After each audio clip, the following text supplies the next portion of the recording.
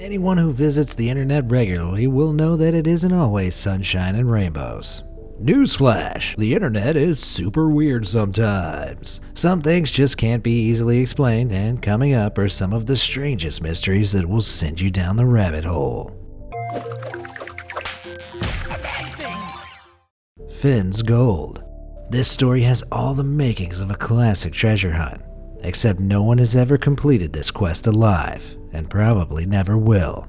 It all begins with this guy, Forrest Fenn. Fenn is an eccentric 87-year-old multi-millionaire who made his fortune collecting mostly Native American artifacts as if they're from some mystical ancient civilization and not real-life people whose stuff was stolen. But I digress. In 1988, then 58-year-old Fenn was diagnosed with terminal kidney cancer and told he only had 3 years to live. Instead of, donating some of the artifacts to museums, Fenn gathered up over $1 million worth of his prized possessions, including chunks of gold as big as chicken eggs, stuck them in a bronze treasure chest, and planned to bury it somewhere in the wilderness to be found after he was long gone. In an unexpected twist of fate, Fenn managed to beat the cancer by 1993, and the plan was put on hold until his 80th birthday.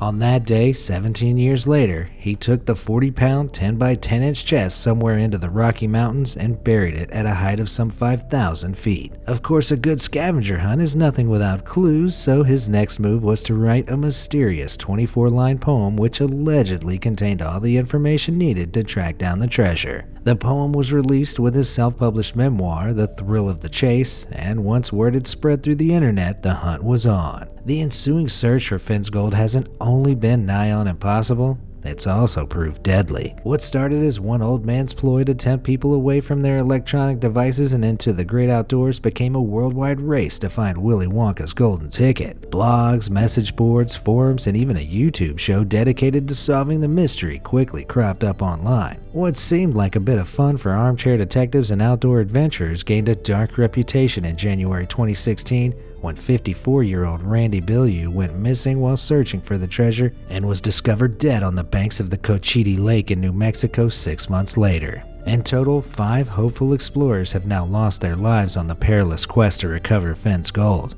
Despite all this, Fenn has refused to call off the hunt, even ignoring the advice of New Mexico's police chief who highlighted the potential dangers it posed. To this date, the buried treasure remains, buried. Although Fenn claims that some explorers have come within 200 feet, no one has actually ever laid eyes on the bounty. In fact, there's no evidence that the 80-year-old man hiked up the mountain with the chest on his back in the first place. And yet, with each new death, the stakes only grow higher. For all we know, Fenn's gold is just the world's most elaborate wild goose chase, but that isn't going to stop people from searching for it. Jeetus in the Land of Ta. Let's move away from tragic deaths for now and focus instead on a neat little mystery that somehow tapped into the internet's collective consciousness. Jeetus in the Land of Ta. The story begins on June 21, 2017, when comedian Nate Fernald posted a picture of this pen on Twitter. Apparently, Fernald collects loads of vintage pens, but this one caught his eye. Although the character wasn't particularly interesting or well known, the strange, shaggy creature still seemed eerily familiar. At the time, plugging Jeetus-related keywords into Google turned up virtually no search results, so perhaps the pen was just some quirky anomaly. Strangely enough though, Fernald was able to source more identical pens on eBay, and before he knew it, he'd amassed quite a collection of the peculiar little fellas. Surely this proved that Jeetus was a character worth mass-producing rather than just some random one-off, but there was one hitch. None of the sellers could tell Fernald where Jeetus came from. After expressing his frustrations on Twitter, it seemed Fernald had once again reached a dead end. Then on August 1st, someone replied to Fernald's tweet with another Jeetus-related item, a sticker sheet. This time, there were a whole host of characters, not just Jeetus, along with the generic name, the Land of Ta. Soon, 2 more sticker sheets had turned up online, one showing the women of Ta, where push-up bras seemed to be mandatory, and another featuring a group of barbarians and monsters. Surely this was enough evidence to suggest that the Land of Ta was some forgotten 80s franchise. Whether it was a cartoon, a video game, a board game, or a book series, Jeetus had to have come from somewhere, right? Wrong. Google Trend Analysis even shows that there was no search interest in either Jeetus or the Land of Ta before Fernald's original tweet. Weird. Of course, people all over the internet soon joined in. They remembered Jeetus too. They weren't just sure where from. Was this a classic case of the Mandela effect? Had the internet been collectively duped into remembering a totally made-up franchise? And most importantly, what was Jeetus? Despite 3 years of internet sleuthing, no one can be 100% sure what the Land of Ta was, or even if it existed outside of this limited merchandise. Here's what we do know. The sticker sheets were made by the adhesive label company Dennison, which had since become Avery Dennison, and has offered no real insight into the origin of the stickers. However, Dennison doesn't make pens, which means the Jeetus pen was produced by another company. This would have cost way more than the stickers to make, so why bother doing it if the design didn't relate to something with fans who actually wanted it? Jeetus is also the only character to have been turned into a pen, which suggests he had some larger role to play. But he isn't even central on the sticker sheet. Ultimately, it seems like there are more questions than answers with this puzzling internet mystery. The main one being, do you remember Jeetus? Kate Yup. Kate Yup is a YouTuber who joined the platform in 2018 and gained a following by posting regular mukbang videos where she devours huge amounts of raw seafood on camera. Except no one really knows who Kate Yup is. Even her profile picture is just a random stock image. Okay, she values her privacy, so what? According to online super sleuths, there might be something more sinister at work here, and it's enough to send shivers down your spine. Even before Kate Yup found herself at the center of the internet's hottest conspiracy, some might say her content raised a few red flags.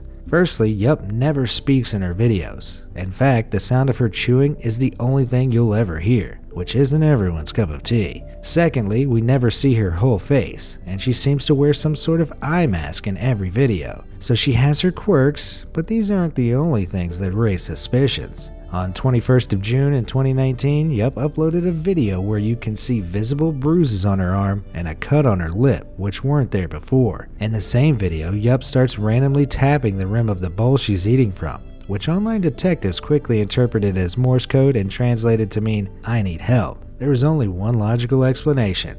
Kate Yup was being held against her will, starved, and then forced to eat obscene amounts of food for clicks. It sounds ridiculous, I know. But the clues collected by people who were genuinely concerned for this woman's safety started to stack up pretty fast. As Yup's videos gained more attention and #SaveKateYup spread online, thousands of armchair detectives put their own 2 pence in about her potentially dangerous situation. Although Yup supposedly films alone, viewers claim that there was always someone in the room with her in her videos. At one point, after Yup starts eating unusually fast, the table moves as if someone had kicked it, while in other videos people said they could hear someone instructing her off camera to just eat. Hurry up, or eat faster. Though Kate herself never speaks in the videos, she does include on-screen captions, but these only stoke the fires of conspiracy further. Take a look at the way she randomly capitalizes letters in this caption. Is it just coincidence that the initials read SOS? Surely it was time for Kate Yup to respond to the allegations. And she did, just not how people expected. In a pinned comment, Yup denied the claims about Morse code and the whole captive theory, but eagle-eyed viewers were still not convinced. Many pointed out that the comment had clearly been copied from somewhere else. The entire thing was even written in the third person. 2 months later, Kate Yup uploaded another video which she titled, "I Am Alive." You know, as if things weren't already creepy enough. Despite including various captions throughout the video, she capitalized just 4 individual letters. Letters that just so happened to spell out help. This is where things get real weird. Enter missing 16-year-old girl Carly Goose. This California teen mysteriously disappeared in the early morning of Saturday 13th, October 2018, and has not been seen since. What does this have to do with Kate Yup? Well, internet detectives drew some uncanny connections between the two by focusing on Yup's physical features, mostly her chin, nose, and smile, which seem eerily similar to those belonging to Carly Goose. This plays perfectly into the whole being held captive theory, but there's one hole in the theory. Kate Yup posted her first video some 6 months before Goose disappeared. On November 10th, 2019, Yup uploaded her final video to date. Midway through eating, she loses a tooth and carries on as if nothing happens. There's not even any blood. This led some to speculate that Yup suffers from bulimia, which would explain why her teeth are rotting due to constant vomiting. Towards the end of the video, she includes a caption which reads, "I can die in peace after this bite." And just like that, Kate Yup vanished from YouTube. At least for now. What do you think? Is this a classic case of internet hysteria, or is Kate Yup really hiding something more sinister? Webdriver torso. Finally, let's look at another YouTube channel which sparked a mystery that left internet users scratching their heads. Webdriver torso. Despite its ominous name, the content of this channel is not nearly as threatening as it sounds. In fact, every video is pretty much the same. Some variation of red and blue blocks flashing across a white background accompanied by random beeping noises. Hardly the most thrilling content. The channel first got going in 2013 and quickly amassed over 80,000 of these cryptic clips. The strangest thing was how frequently they were uploaded, with some being posted within 20 seconds of each other. While most are around 11 seconds long, my personal favorite, the pièce de résistance, is 25 solid minutes of pure unadulterated weirdness. As web citizens caught wind of the strange goings-on at Webdriver Torso, the race was on to find out who or what was behind the channel, and why they had so much time on their hands. Initial theories were about as far-flung as they get. This is the internet after all. As people suggested the videos were an elaborate advertising campaign, encoded spy messages, or proof that extraterrestrials were trying to communicate. The truth, unfortunately, is more mundane than you could imagine. Although efforts to track down the channel's creator were unsuccessful, New York-based software tester Esau Vargas happened to spot one of the videos online and recognized them from an automation conference he had attended a year before. In the presentation, the British firm YouView had explained that they needed to quickly and reliably upload digital video, which they tested by uploading short, randomly generated snippets online. But there's a twist. Webdriver Torso did not belong to YouView. As the infuriating web phenomenon captured the internet's collective imagination, people started noticing strange anomalies on the channel. Like this random Eiffel Tower video which stuck out like a sore thumb. Then came the biggest clue that something more was afoot. Committed viewers noticed that the video titled TMP RKRL85 takes a rather unexpected turn. Everyone with a dial-up connection would recognize those as the unmistakable dance moves of Rick Astley himself.